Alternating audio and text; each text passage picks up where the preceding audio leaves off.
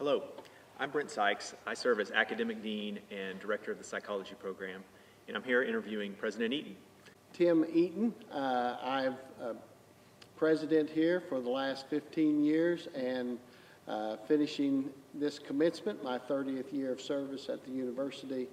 I was a student in the early 70s. All right, so President Eaton, since you've had a lot of experiences here, I'm going to ask you some questions about being a student, being a staff person, and then today as president, okay? Sure. Okay, so tell me about, can you remember the first class that you took here at Hillsdale? Oh, I can remember that very well. It was English literature. Okay. I transferred second semester and came into that class. It was first in the morning, so 7:25 class, okay. a.m. And the first person I met in class was my pastor now, Frank Giles. And he and I were new transfer students that day, that morning in class. Okay, wow. And still have that relationship today? We still have a very good relationship today. Okay, that's really neat.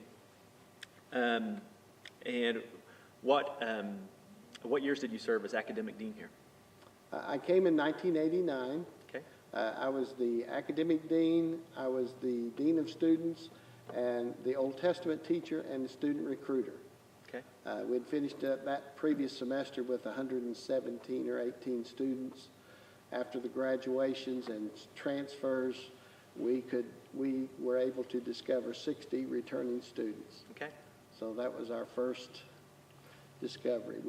That fall we had 135 students enrolled. Okay.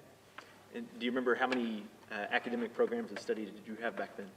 Well, back then it was pretty easy. Okay. We had the pastoral ministry degree, the bachelor's degree. We had also, they were just in the beginning stages of developing a business degree as an additional major, even though they had to take a big Bible component to get all of that done. And then through President Edmund Wade's leadership when he was a dean, and Dr. Marbury, they had arranged a large number of associate degrees that we were working toward, and we had that opportunity to bring students in, get them a degree, and then transfer them to one of the four-year regional schools. Okay. Well, that's neat to hear, because so today we have 10 bachelor's programs, 20 areas of study, and 2 master's programs. So it's pretty exciting to see that come, isn't it? It is very exciting to see that come. The first program that I actually started as dean was psychology. Okay. So we started the psychology program, and also we began to build the education program to meet the needs of our mission schools around the world and Christian schools, and that really was kind of the incubator for what now is the School of Education. Yeah, both those are great. I was here as a student in 1995, so I was just before the psychology program. And then now, especially with our connections with the city of Moore, it's great to see our students out in the local community as educators. It really is a great opportunity. Yeah, it is. What about during that time? So when you're academic dean, what achievement are you most proud of? I know there's many. I think the two things, one's connected to School of Education, but the first is that we really established a regular transfer table with the University of Oklahoma, which today, if you go to the website at OU, you can look that up under Randall University. That really was about a 15-year process to get it, and now it just kind of has a life of its own. The other great thing that happened to us probably 10 or 12 years ago is someone published, accidentally I think, the pass scores for our students on the student certification test. Okay. I've been able to achieve alternative certification for our graduates, even though we didn't have a School of Education or certified elementary or secondary degrees. And so that kind of prompted the Oklahoma Department of Education to be a little more willing for us to advance in the certified teaching program. I didn't know that. So the PASS scores, meaning the certification exams that the teachers take. That they were taking. We were able to, through the alternative cert program, we were able to qualify our students to actually take the test. And what we discovered is that they were doing very well, in fact, better than many of the graduates from the public institutions in Oklahoma. And so that kind of opened the door for us, and it just seemed like a God-given opportunity for us, and it's really seems to be working out well with the School of Education. If there's one piece of advice you could give to the next generation of Christian leaders, what would it be? Other than go to class and do your work? Yes.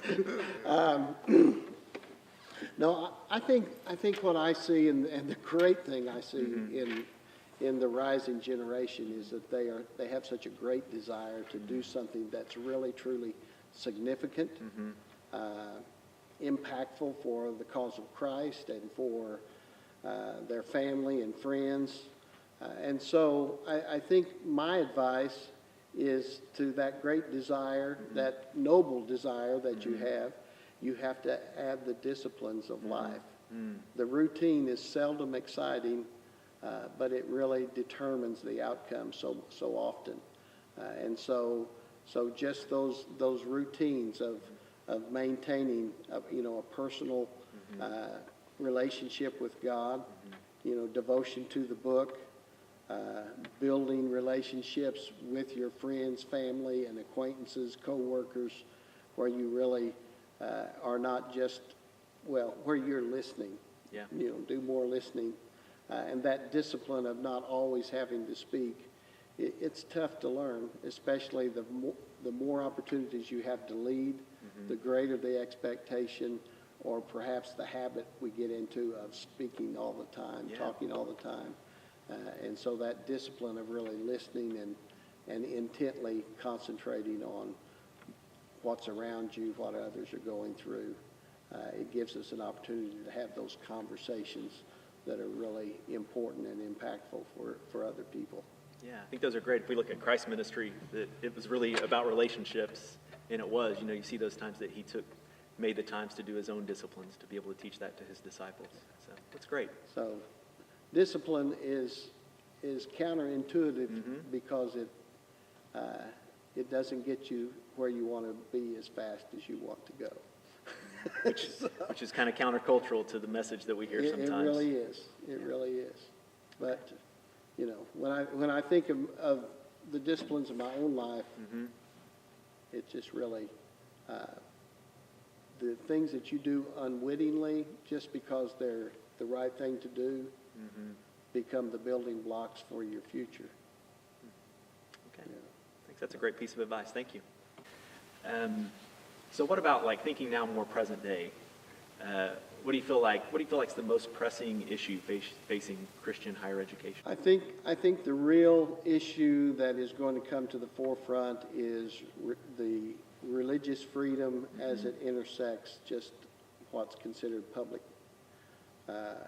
correction, PC society, and it appears that the society is less and less willing to allow the church to be the church, and is more insistent on conformity to their ideals, not to really the mandates of the church, or even biblical standards that have stood for thousands of years, unquestioned. Yeah, by the way. Yeah. Yeah, I think things like this are great discussion that that we need Christians all throughout society, business, education, pastoral ministry, obviously. I think what I see is what's so outstanding to me is that our alums, our graduates, are spreading out through society and the world, and they're doing really great things. The most rewarding thing for me after all these years is to see our students excel in their chosen careers, be distinctively Christian, raising their families to really follow in the faith, and then being recognized as leaders in our community, in various cities, elected officials, teachers, educators, government employees, entrepreneurs. It really is exciting to see how our students do after they leave us. Yeah. A bachelor's degree is just a beginning. Yeah, that's a great way to say that. I love going out in the community and seeing our students and hearing stories and those personal testimonies about how they're affecting. Yes. So, okay. All right. Well, that's President Eaton, and thank you so much for your time. Thank you. I really appreciate it. Thank you. Brent. All right.